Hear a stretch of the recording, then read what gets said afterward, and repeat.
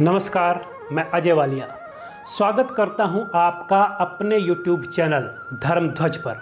आजकल हम राशियों की प्रकृति तथा उनके गुण धर्म को समझने की कोशिश कर रहे हैं। अब तक हम राशियों का परिचय, उनका क्रम और सम विषम राशियों की पहचान को समझ चुके हैं। इसके अलावा हमने स्वभाव के आधार पर भी राशियों को जान लिया है तथा चारों तत्वों और तीनों दोषों के आधार पर भी राशियों के विभाजन को समझ लिया है। आज के इस 13वें एपिसोड में भी हम राशियों के वर्णात्मक विभाजन के आधार पर यह बात करेंगे कि वर्णों के आधार पर राशियों को कैसे बांटा गया है। सबसे पहले हम इस विषय को समझते हैं कि हिंदू धर्म में वर्णित वर्ण शब्द और वर्ण व्यवस्था का आखिर क्या अर्थ है। वर्ण शब्द संस्कृत भाषा का शब्द है जिसका अर्थ रंग, वर्ग, प्रकार, गुण अथवा स्वभाव होता है। हिंदू धर्म में समाज की सुचारू व्यवस्था को बनाए रखने के लिए समस्त मनुष्य जाति को उसकी प्रकृति, गुण और कर्म के आधार पर 4 भागों ब्राह्मण, क्षत्रिय, वैश्य और शूद्र में विभाजित किया हुआ है। इसे ही वर्ण व्यवस्था का नाम दिया गया है।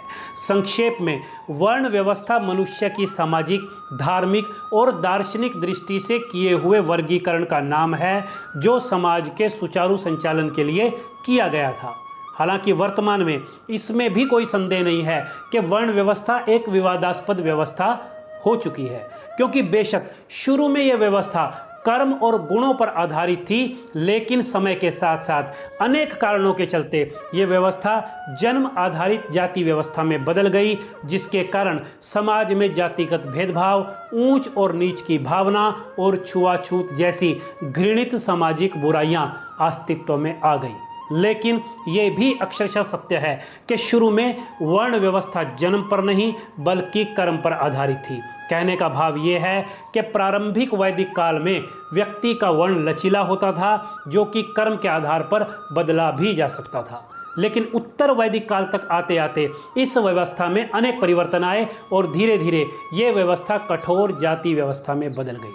शुरू में ब्राह्मण वो नहीं था जिसका जन्म ब्राह्मण जाति में हुआ हो, बल्कि ब्राह्मण की परिभाषा ये थी कि जिसने ब्रह्म को जान लिया हो, अर्थात ईश्वर को जान लिया हो, वो ब्राह्मण है। जिसमें ज्ञान लेने और ज्ञान देने की प्रवृत्ति हो, ऐसे व्यक्ति का वर्ण जो है वो ब्राह्मण माना जाता था। इसी प्रकार जो व्यक्ति वीर तथा बहादुर हो, जो दूसरों की रक्षा करने में समर्थ और शासन की योग्यता रखता हो तथा जिसमें नेतृत्व की क्षमता हो, ऐसा व्यक्ति क्षत्रिय वर्ण का व्यक्ति कहलाता था। व्यापार और उत्पादन करने की कुशलता रखने वाले व्यक्ति को वैश्य वर्ण के व्यक्ति के तौर पर परिभाषित किया हुआ था।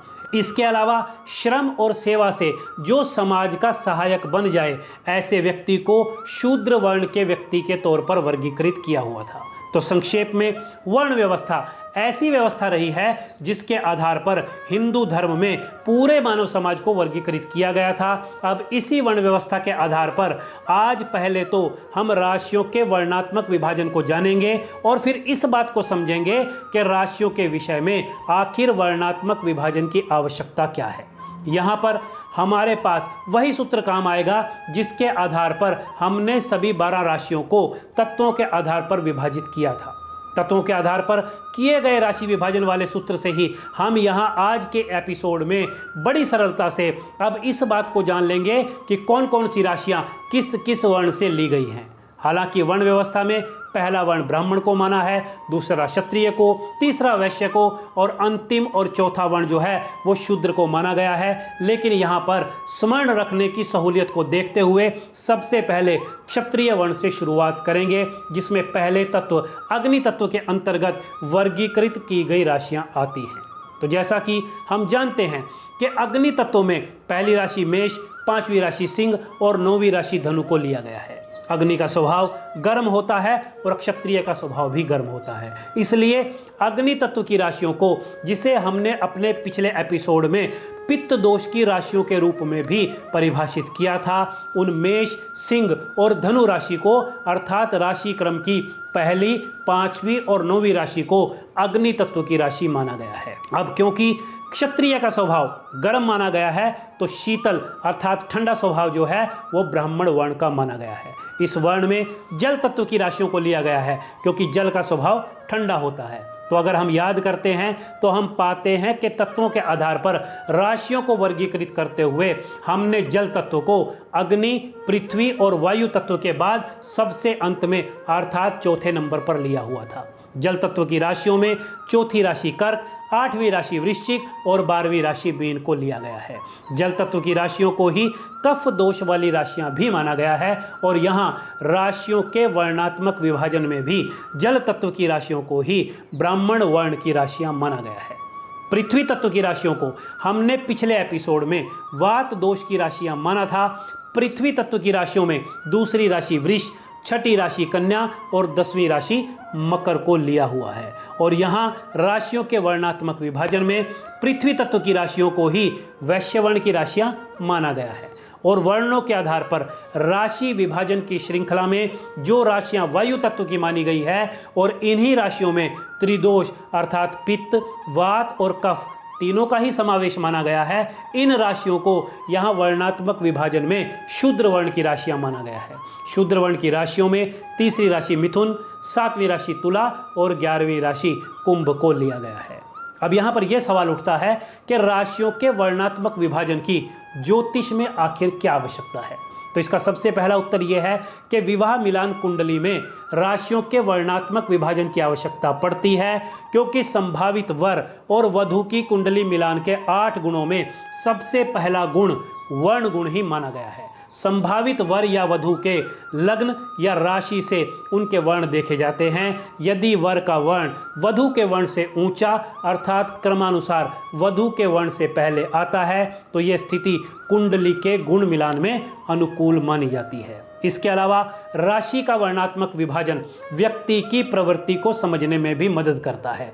जिस राशि में जातक का लग्न या चंद्रमा हो उस राशि का वर्ण व्यक्ति के स्वभाव और प्रकृति पर असर जरूर डालता है। इसी कारण ब्राह्मण वर्ण की राशि वाले व्यक्ति में ज्ञानप्रियता, धार्मिकता और अध्ययनशीलता के गुण पाए जाते हैं, जबकि क्षत्रिय वर्ण की राशि वाले व्यक्ति में पराक्रम, साहस, नेतृत्व और शासकीय गुणों का समावेश देखने को मिलता है। यदि जातक की राशि का वर्ण वैश्य हो तो उसके अंदर व्यापारिक, भौतिकवादी और धन प्रबंधन में दक्षता के गुण देखने को मिलते हैं, जबकि शूद्र वर्ण की राशियों वाले जातक सेवा भाव की भावना वाले, श्रमशील और कला कौशल में निपुण दिखाई देते हैं। जातक की राशियों के वर्ण का पता होने पर जातक का सामाजिक और व्यावसायिक मार्गदर्शन करने में भी ज्योतिषियों को आसानी होती है। जैसे जातक की राशि यदि ब्राह्मण वर्ण की हो तो वो शिक्षा, शोध, सलाहकार और मार्गदर्शन का काम, पुरोताई और आध्यात्मिक कार्यों में बहुत बढ़िया प्रदर्शन करता है। क्षत्रिय वर्ण की राशि वाला जातक सेना, पुलिस, प्रशासन और राजनीति में बढ़िया नाम कमा सकता है, तो वैश्य वर्णीय राशियों के जातक व्यवसाय, कृषि और उद्योग के जरिए अपनी आजीविका कमाते हैं, जबकि शूद्र वर्ण की राशियों वाले जातक सर्विस सेक्टर, कला और तकनीकी कार्यों में पारंगत दिखाई देते हैं। कुल मिलाकर ये कहा जा सकता है कि किसी भी जातक के व्यक्तित्व के विश्लेषण के लिए तथा संभावित वर वधू की आपसी संगतता अर्थात कंपैटिबिलिटी के लिए और जीवन के विभिन्न क्षेत्रों में मार्गदर्शन के लिए ज्योतिष में राशियों के वर्णात्मक विभाजन की आवश्यकता पड़ती है। अब राशियों के वर्णात्मक विभाजन को समझने के बाद हम राशियों के संदर्भ में त्रिगुण अर्थात सत्व, रजस और तमस समझते हुए आगे बढ़ेंगे। हिंदू दर्शन में ऐसा माना गया है कि संपूर्ण प्रकृति 3 गुणों सत्व, रजस और तमस से मिलकर बनी है। इन तीनों गुणों की सबसे बड़ी विशेषता यह है कि ये तीनों गुण एक ही पदार्थ में अलग अलग होकर नहीं रहते, बल्कि किसी भी व्यक्ति अथवा किसी भी पदार्थ में ये तीनों ही गुण एक साथ मौजूद होते हैं, बस उनके मिश्रण का अनुपात जो है वो अलग अलग होता है। कहने का भाव यह है कि किसी भी एक पदार्थ या एक जीव में किसी एक गुण की प्रधानता होती है और बाकी गुण भी उसमें अलग अलग लेकिन थोड़े अनुपात में मौजूद रहते हैं। यदि हम तीनों ही गुणों को संक्षेप में समझना चाहें तो शुद्धि, ज्ञान, प्रकाश और शांति के मिश्रण को सत्व गुण माना गया है। क्रियाएं, इच्छाएं, ऊर्जा और महत्वाकांक्षाओं को रजस के तहत लिया गया है, तो जड़ता, आलस्य, मोह और अज्ञानता को तमोगुण माना गया है। यहाँ भी पहले हम ये समझते हैं कि तीनों गुणों में कौन कौन सी राशियों को लिया गया है। इसके बाद हम ये समझेंगे कि ज्योतिष के विषय में त्रिगुण के आधार पर राशि विभाजन का आखिर क्या महत्व है। यहाँ राशियों के संदर्भ में बात करें तो हम पाते हैं कि सत्व गुण प्रधान राशियों में चंद्रमा की राशि कर्क अर्थात चौथी राशि यानी अंक 4, सूर्य की राशि सिंह राशि यानी 5वीं राशि अंक 5, बृहस्पति की दोनों राशियां अर्थात 9वीं राशि धनु यानी अंक 9 और 12वीं राशि मीन अर्थात संख्या 12 को लेते हैं।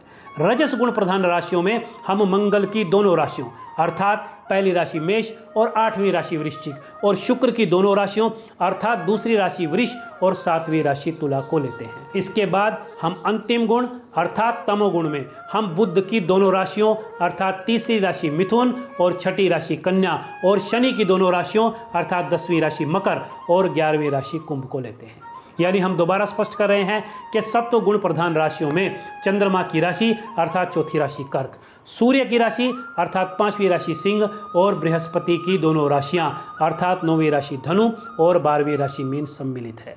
तो रजस गुण प्रधान राशियों में मंगल की दोनों राशियां अर्थात पहली राशि मेष और 8वीं राशि वृश्चिक तथा शुक्र की दोनों राशियां अर्थात दूसरी राशि वृष और 7वीं राशि तुला शामिल है, जबकि बुध की दोनों राशियां यानी तीसरी राशि मिथुन और छठी राशि कन्या के साथ शनि की दोनों राशियां यानी 10वीं राशि मकर और 11वीं राशि कुंभ को हमने तमोगुण प्रधान राशियों में लिया है। सत्वगुण पवित्रता, शांति, ज्ञान, प्रकाश और सद्गुणों का प्रतीक है।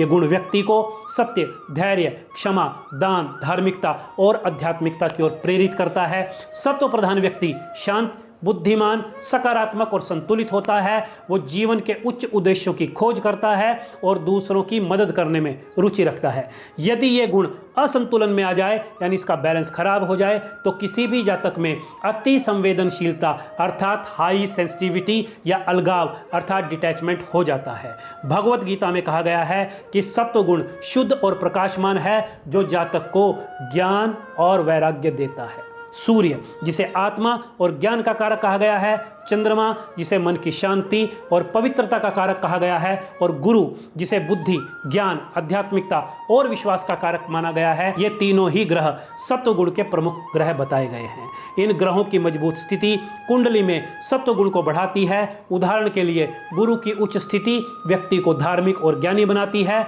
कभी कभी केतु भी सत्वगुण की ओर झुकाव दिखाता है क्योंकि केतु ग्रह भी मोक्ष और ज्ञान से जुड़ा हुआ ग्रह है।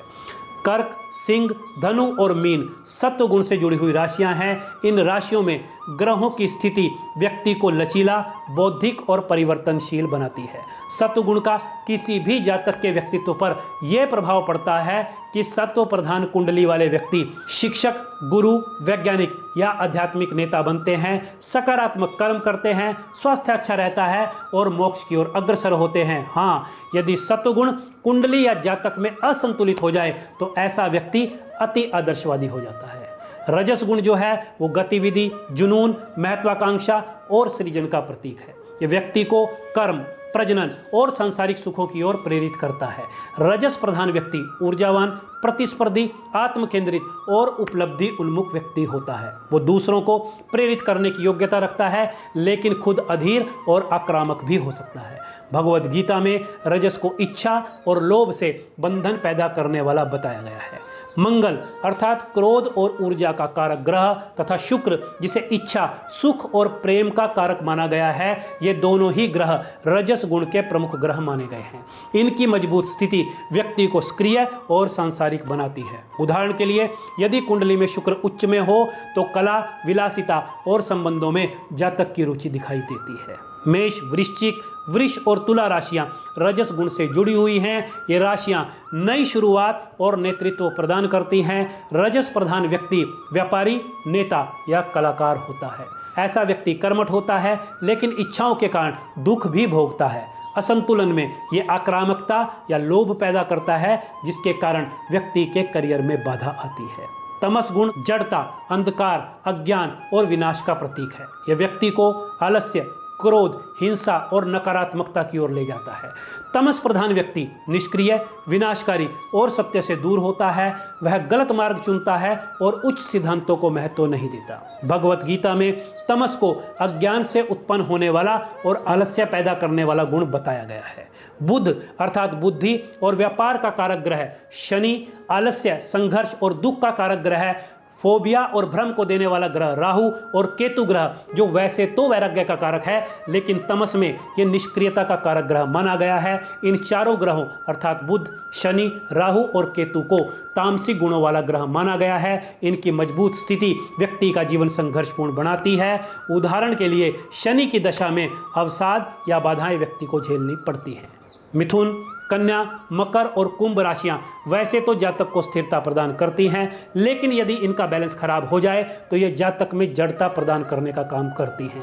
तमस प्रधान व्यक्ति श्रमिक या संघर्षपूर्ण जीवन जीते हैं। वे आलसी या विनाशकारी होते हैं। स्वास्थ्य समस्याएं जैसे अवसाद यानी डिप्रेशन, दुर्घटनाएं उनके साथ घटित हो सकती हैं। यदि तमस गुण का संतुलन बिगड़ जाए तो ये जातक में अहंकार की भावना यानी ईगो तथा दुख तकलीफ आदि को बढ़ा देता है।